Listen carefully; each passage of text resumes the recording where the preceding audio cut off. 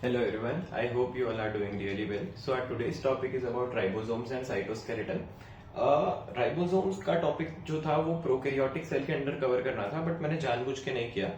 मुझे था कि एक बार यूकैरियोटिक सेल भी कंप्लीट हो जाए तो अपन एक थोड़ा सा डिटेल डिफरेंस कर पाएंगे between prokaryotic ribosome and eukaryotic ribosome. ठीक है, तो पढ़ते हैं। राइबोसोम्स अब अपने को पता ही है कि मेन काम जो होता है, उनका मेन फंक्शन जो होता है वो प्रोटीन सिंथेसिस का होता है। Non membrane bound cell organelle है, मतलब ऐसा सेल ऑर्गेनल जो प्रोकैरियोटिक में भी मिलेगा और यूकैरियोट्स में भी मिलेगा। ठीक है, राइबोसोम्स जो होते हैं वो माइटोकॉन्ड्रिया और प्लास्टिड्स में भी प्रेजेंट है। माइटोकॉन्ड्रिया और प्लास्टिड्स में ये लोग प्रेजेंट है, इसीलिए उनको अपन सेमी ऑटोनोमस सेल ऑर्गेनल्स में पढ़ रहे थे कि इनके पास इनका इंडिपेंडेंट ऐसे सेल ऑर्गेनल्स है जिनके पास अपना इंडिपेंडेंट सेल राइबोसोम प्रेजेंट है, इंडिपेंडेंट डीएनए है, आरएनए है। तो इनको सेल के उसकी कमांड की जरूरत नहीं पड़ती, इसलिए खुद इंडिपेंडेंटली एग्जिस्ट कर सकते हैं, इसीलिए इनको अपन सेमी ऑटोनोमस सेल ऑर्गेनल्स बोलते हैं। तो अब डिफरेंस क्या होता है between prokaryotic and eukaryotic ribosome का। ठीक है, तो यूकैरियोट का राइबोसोम जो होगा वो ATS का होता है। ठीक है, और जो प्रोकैरियोट का राइबोसोम होता है वो 70S का होता है। ठीक है, अब ये 80S और 70S क्या है वो समझते हैं। तो राइबोसोम का जो स्ट्रक्चर होता है, राइबोसोम का स्ट्रक्चर में एक होता है बहुत बड़ा, उसका एक जो सब यूनिट होता है उसको बोलते हैं बिग यूनिट, और उसके नीचे छोटा सा यूनिट होता है उसको बोलते हैं स्मॉल यूनिट। तो ये बिग यूनिट और स्मॉल यूनिट से एक पूरा राइबोसोम बनता है। ठीक है, फिर से एक बार, राइबोसोम जो होता है वो दो सब यूनिट से बना होता है। एक बड़ी वाली यूनिट होती है उसको बिग यूनिट बोलते हैं, छोटी वाली यूनिट को स्मॉल यूनिट बोलते हैं। तो यूकैरियोट्स में जो बिग यूनिट होती है वो होती है 60S की। ठीक है, और जो स्मॉल यूनिट होती है वो होती है 40S की। ठीक है, ये दोनों मिलके एक ATS का राइबोसोम बनाते हैं। ठीक है, अब कैलकुलेशन में मत घुसना कि 60S प्लस 40S तो 100S होता है, ये थियोरिटिकल है, इसको याद रख लो। 60S की बिग यूनिट है यूकैरियोट में और स्मॉल यूनिट है 40S की, मिला के ATS का राइबोसोम बन रहा है। बल्कि जो प्रोकैरियोट है उसमें बिग यूनिट 50S की है, स्मॉल यूनिट 30S की है, मिला के 70S का राइबोसोम बन रहा है। अब ये S क्या है? ठीक है, ये S जो होता है वो सेडिमेंट कोएफिशिएंट होता है। ठीक है, ये तुमको बहुत बार पूछेंगे कि इन 70S ribosome S stands for what. तो S जो होता है वो सेडिमेंट कोएफिशिएंट होता है और इसको स्वेडबर्ग्स यूनिट भी बोलते हैं। ठीक है, सारा थियोरेटिकल पार्ट है, तुमको याद रखना है कि S का मतलब होता है सेडिमेंट कोएफिशिएंट, यहाँ पे बहुत MCQs मिलने वाले हैं, और फिर होता है स्वेडबर्ग्स यूनिट, इसको और भी क्या बोलते हैं, स्वेडबर्ग्स यूनिट। ठीक है, अब अपन स्ट्रक्चर देखते हैं राइबोसोम का कि कैसे काम करता है। राइबोसोम को मैंने तुमको बताया कि प्रोटीन सिंथेसिस में तो काम आएगा ही। अब प्रोटीन सिंथेसिस होता गया तो जो अपना डीएनए है, डीएनए के पास एक जीन प्रेजेंट होता है, वो जीन का ट्रांसक्रिप्शन होगा, डीएनए के फॉर्म में होगा, उसका ट्रांसक्रिप्शन होगा, एक लंबा एमआरएनए बनेगा, मैसेंजर आरएनए।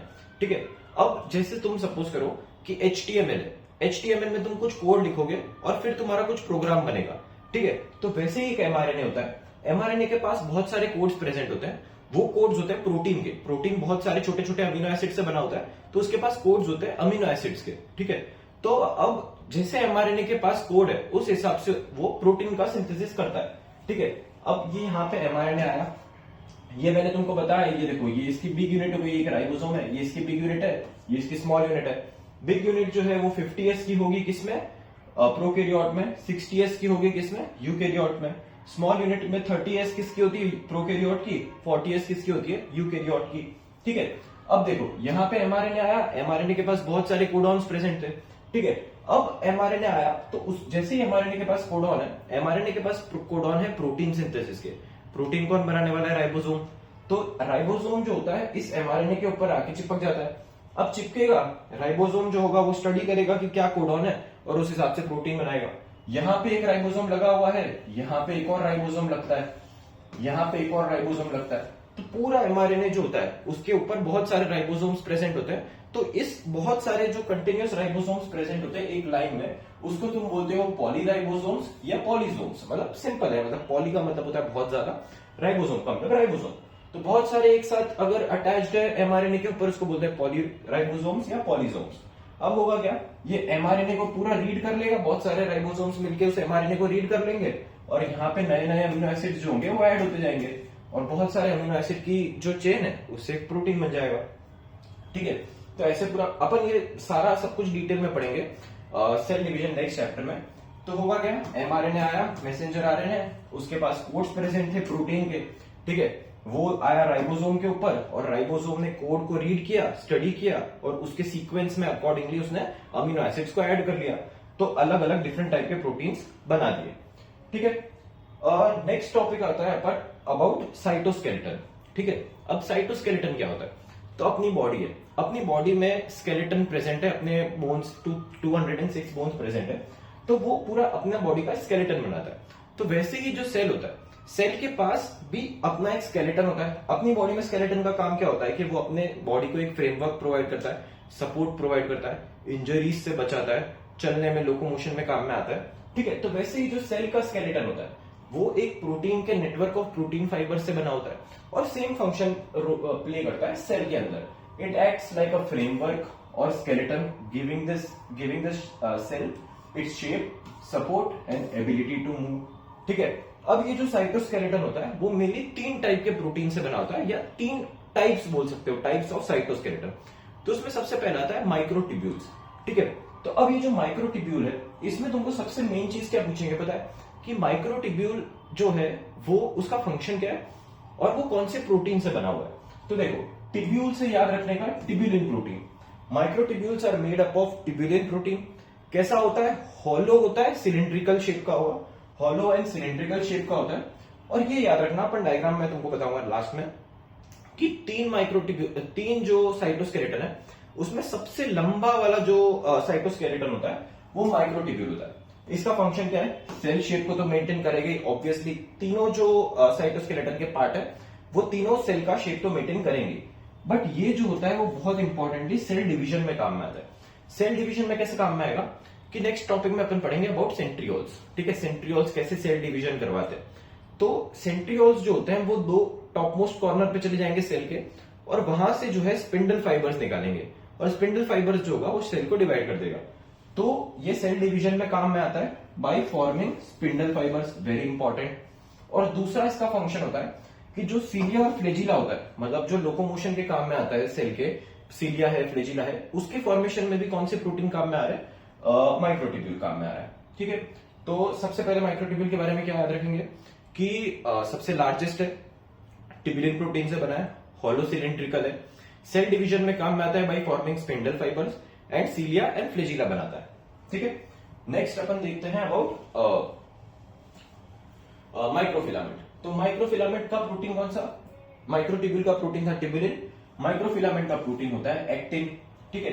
एक्टिन प्रोटीन जो होता है वो थिन एंड फ्लेक्सिबल फाइबर से बना होता है।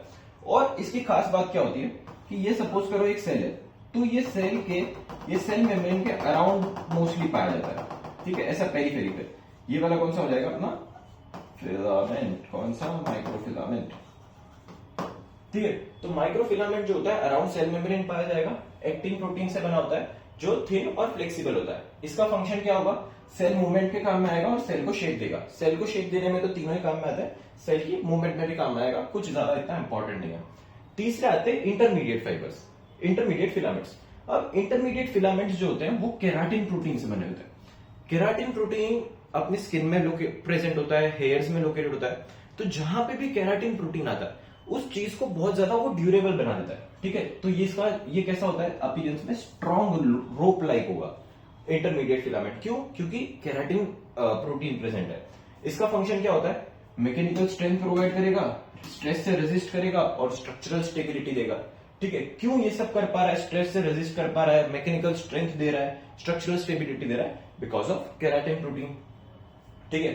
अब डायग्रामेटिकली समझते हैं कैसे क्या होता है। तो देखो, मैंने तुमको बताया था कि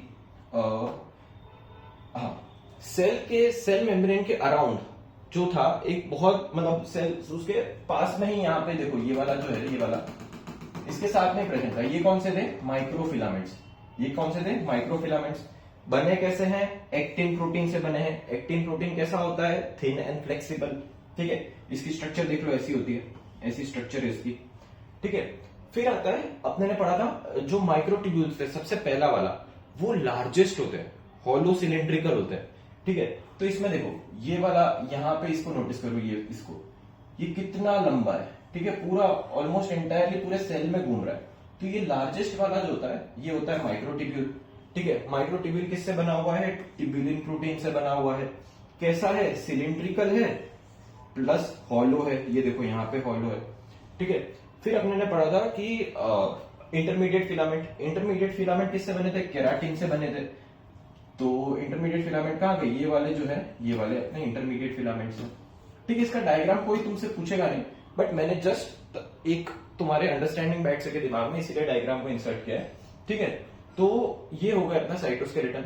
नेक्स्ट टॉपिक में अपन पढ़ेंगे अबाउट सीलिया, फ्लैजिला एंड सेंट्रियोल, और उसके बाद न्यूक्लियस करके चैप्टर को खत्म करेंगे। ठीक है, तो that's it for today's video. Thank you so much.